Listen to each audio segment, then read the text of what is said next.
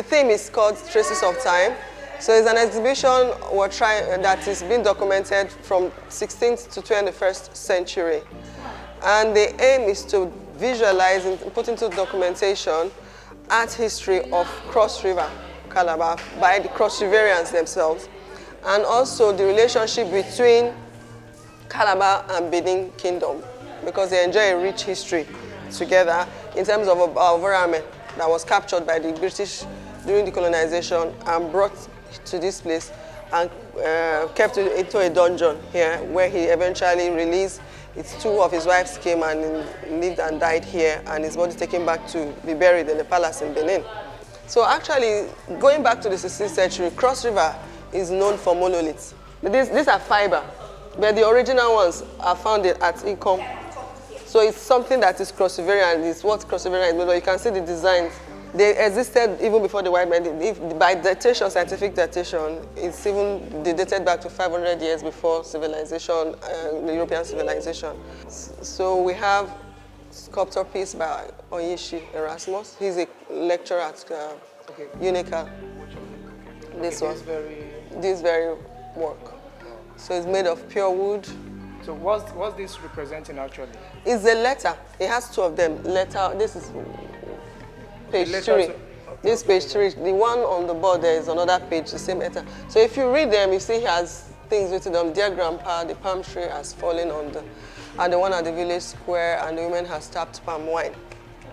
Aru said, but that is the least of our problems. Our masquerade has started aging from the face. Women's eyes have seen spirits. Okay, so basically all of these artworks are done by Cross Riverians. Yes, we're trying to document artists in Cross River, and artists born or live here, you work here, so that we put, like I said, we're doing ancient and modern. Otherwise, we'll now have to invite artists from other places. But this is Cross River, and we tend to move to other places. We've done Edo states before. I've done one in Lagos, the first edition in Lagos. I've done two editions in Edo states. You know the building where you are is the old residency. It's called the old residency.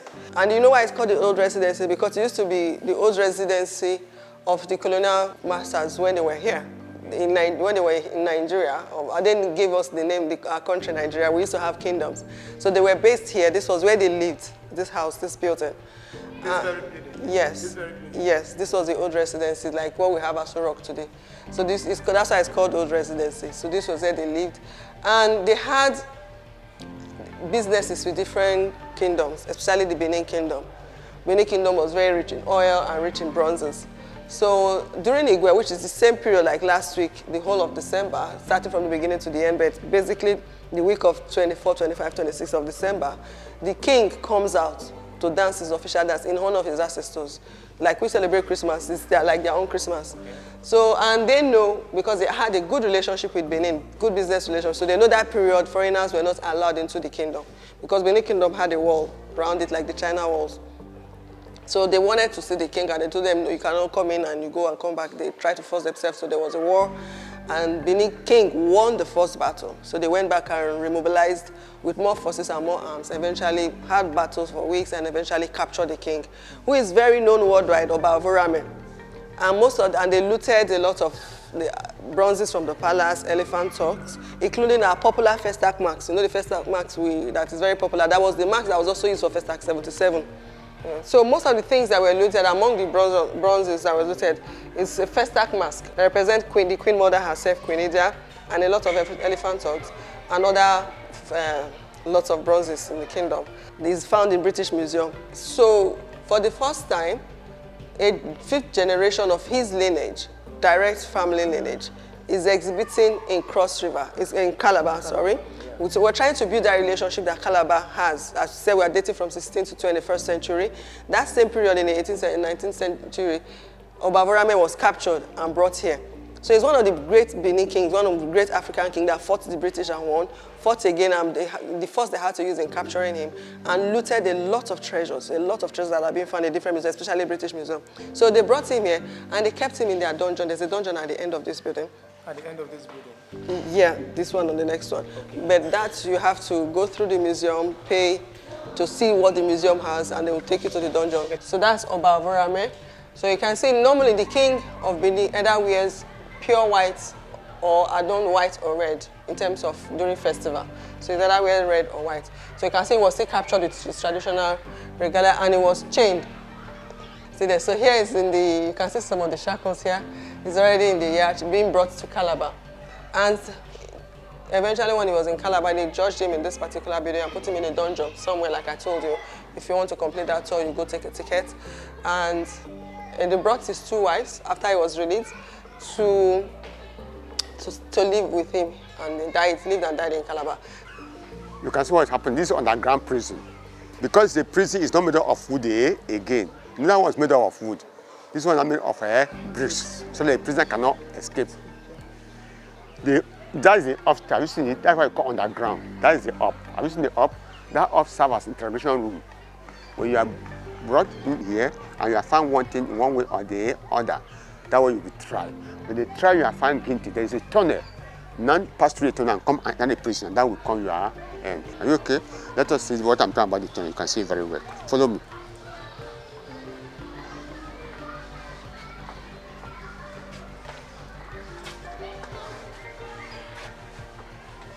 You can see what I was telling you about. This is a tunnel. These are the steps. But because we lack office accumulation, we have locked the tunnel up there. So it used to be a tunnel. When you come there, you pass through the tunnel and through the steps. Have you seen? As you are climbing, you are climbing, you climb until you. This they will block it here. If not so, you're supposed to move. That's why you're supposed to pass down there and enter the prison. After the interrogation, yes. They will not move you through here because you are found guilty. You can't go out the gate. You pass through the tunnel and enter the prison. And now become the prison. But because of lack of office accumulation, we are turning to a computer center. This place is a computer center. But so in that time, this was supposed to be here. This place was the prison moved from this end, from this other end to the other end. And that was the prison. Then the prison guard will stay over here to watch over the prisoners here. Like about OBA OVONRAMWEN was in prison here. Kinjija of football was in prison before they were moved from here to Barbados in West Indies.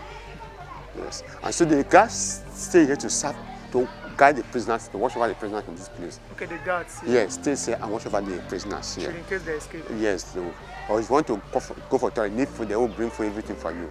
You will be inside there. So you can see the transformation in how the Benin royals dress and how the Calabarian dress, the Calabar people dress. So here they are adorned with Calabar attires and dressing. So here we have an installation piece of how the normal Benin prince, traditional prince dress. They have the red beads, they have the hand beads, they have the fan if they want, which is how Prof. Beju is dressed like that. So here's a brief write-up of exactly what happened and how he was transported out of the kingdom before joining the sea to be put on their yacht, because of course there has to be a transition of movement. And here, when he died, his first son, as we saw, who became Akenzua, the second, his name was, the second, Agboba Simi, he took the name Ewaka, the second eventually. So he died 1933. OBA OVONRAMWEN died 1914. So he reigned from 14 to 33. Our is called Historical Museum, established in 1986 to showcase the rich evidence and relic of Calabar as the first capital of Nigeria, Calabar as an international seaport, Calabar as a major training center, Those are the 3 things we are showcasing outside the wall, using this building and the museum here. When we say Calabar as the first international seaport, but then we can't travel by air, we can't travel by land. Our travel is through water. And so, when the white men came to this part of the world, the water was very calm. It was not trouble, it was no tough, it was very calm. So they can come in bare and go out without any problem. That way we have calm bear. Calm bear, the word Calabar is derived from the word calm bear. The ship can come and bear calmly without any problem. That we have Calabar, derived from a calm bear. Are you okay? The second one we are saying that we are showcasing Calabar as a major trading center. By then, Calabar was involved in 2 important trade. These trade were Atlantic slave trade and palm oil trade. The Atlantic slave trade was abolished in 1807 in Britain. Then in Africa, it was abolished in 1833. This trading I'm talking about, it has to do with is a trade in which human beings were used for articles of trade. and Calabar was involved in this trade. Because of the punishment meted to the black during that trade, it was abolished. And so when it was abolished in 1807 and 1833, they had to use a new trade. And that new trade into what we call palm oil trade. And that palm oil trade too was a trade in which Calabar was involved. And these two trades should put Calabar to the outside world and make Calabar to appear in the war map in the 17th century. And so that's why we are teaching to the outside world. Are you okay? Calabar as the first capital of Nigeria, I want to use this board to educate you on it because that has been a bone of contention in our history. Some say the first capital of Nigeria is Lokoja, some say it's Asaba, some say it's Zungeri. But today I want to tell you that and give you some evidence to show you that Calabar is the first capital of Nigeria. Are you okay? For example, this building here is called Prefecture Building. It was erected here in 1884. From 1884 to present is about 139 years old. In 1885, it's the headquarters of Onye River Protectorate. Onye River Protectorate. That was 1885. In 1894, it's the headquarters of Niger Coast Protectorate. In 1900, it's the headquarters of Sand Protectorate. 1914, the Lugua carried migration. Non-protectorate sample joined together by him. And when that happened, the country was divided into province. And what was one province? And Calabar was one of that province. So this building is headquarters of Calabar province. Are you okay? Then, in 1946, Richard came into the constitution that divided the country into three major regions. Have Northern region, Western region, and Eastern region. When that happened, Calabar fell under the Eastern region. And headquarters of administration moved from it to Enugu. Enugu now becomes seat of administration. When that happened, are you getting me? When that happened now, that means the building is now empty because headquarters have moved. So if you allow empty to collapse because you need someone to be there to warm the building, because of that, what happened? It now becomes a ministerial guest house. In 1950? Yes, but they are trying to trace the history. Are you getting me? Became a strong guest house. Then in 1967, Gowon created the 12th state. That was one of the states that led to the civil war. Out of the eastern region, that will fall under 3 states were covered. We have East Central State, River State, and Southeastern State. Immediately after the war, these buildings are headquarters of Southeastern State. Are you okay? Because of the role the building have played in the progress of Nigeria. The federal government of Nigeria in 1959 decided to declare the building a national monument number 20. Then in 1989 became a museum.